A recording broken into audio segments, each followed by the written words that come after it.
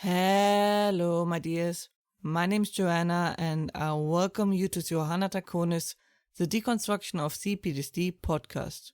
In this episode, we will talk about violence and the deciding factor for something to become a trauma or even PTSD. It is important to understand what the main factors are to know what to focus on, especially when dealing with ring trauma. So let us talk about it. When we talk about the deciding factor or any factor, we of course can only talk about the trauma side of things. But that is only half the picture. Every person is different, and we talked about the factors of a person that determines the size and effect of trauma. That was episode 95. But I can get into greater detail if needed. Similar how this episode goes into greater detail in regard of the trauma side of things. There is a common opinion out there that violence is the deciding factor to make something traumatic. But that disregards the immense impact psychological, verbal, and other abuse can have. It is enough to cause PTSD and even PTS, the post-torture syndrome, which is why it is considered now outdated and we have broadened our knowledge about it. Violence, of course, is still a very important factor, but not the deciding one. But to truly trying to understand this, we use our slapped in the face example again.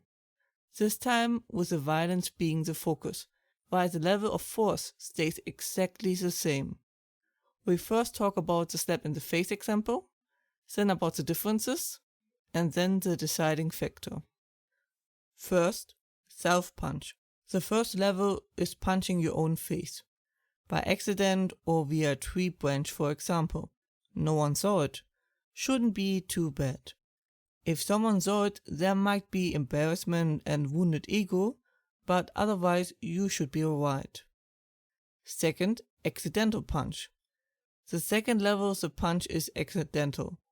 Like someone showing how big something was and you accidentally get hit in the face. Now, a lack of apology makes it worse. But usually we take it in our stride. Third, escalation punch. The third level is when we are in a fight with someone and it escalated and we got punched. The punch is not a surprise, but now there is a side note of threat and danger. We leave it at one punch, which is enough to rattle someone. Fourth, surprise punch. The fourth level is when someone just punches you out of nowhere with intention. The punch is a surprise, a threat, and comes with the uncertainty of what comes next. Fifth, a trusted punch. The fifth level is when you get punched by someone you trust, which means you likely didn't saw it coming and the implications are going to be significant. Sixth, vulnerable punch. The sixth level is when you are vulnerable or at someone's mercy, be it bound to a chair or unable to move for any other reason. No control, a potential threat, and danger, and no way to respond. Like I said, the violence was the same in all of the examples, but there is a significant difference, isn't there? I think if I let anyone choose, they would all choose level 1. Of course, some of these levels can be combined, which makes them worse. But it isn't the violence that determines it all. The threat, what relationship, and how much control over the situation we have are the factors that change the situation entirely, which makes this example go from bad to horrific.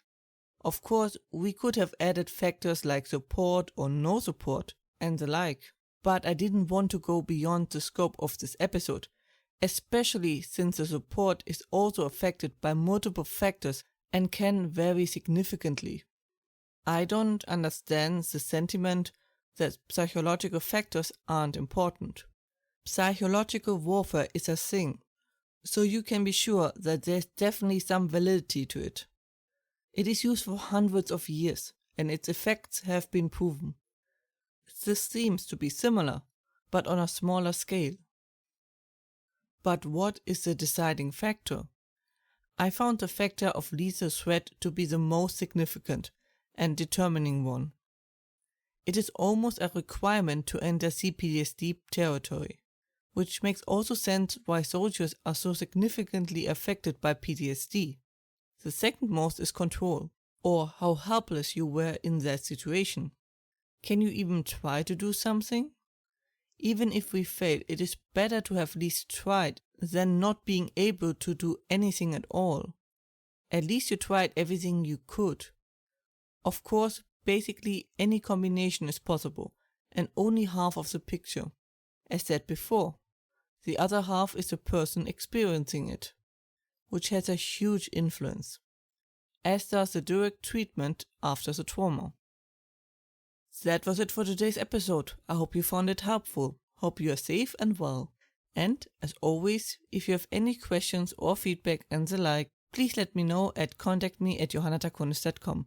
More information and transcript you can find as usually under johannatakonis.com, and links are in the description. I hope to see you next time.